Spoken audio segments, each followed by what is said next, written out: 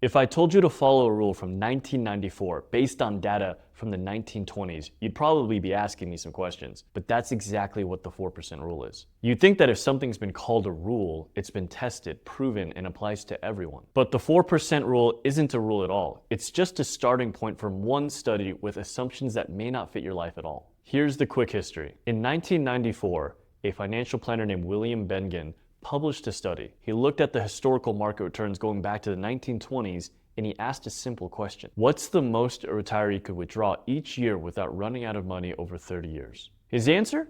About 4% of the initial portfolio adjusted for inflation every single year. And that became the 4% rule. But here's what most people miss. The study assumed a 30-year retirement. But what if you retire at 55 and live to 95? That's 40 years. It assumed a specific mix of stock and bonds, but what if your allocation is different? It assumed that you'd spend the same amount every year regardless of what the market does. Does that sound realistic? And it didn't account for taxes, Medicare surcharges, or the actual timing of your withdrawals. The 4% rule was never meant to be a one-size-fits-all answer. It was a research finding that became a rule of thumb that became gospel without anyone stopping to ask, does this still apply anymore? Over this series, I'm going to break down what the 4% rule actually gets right, what it gets wrong, and what to do instead. Follow along as I unpack the most misunderstood rule in retirement planning.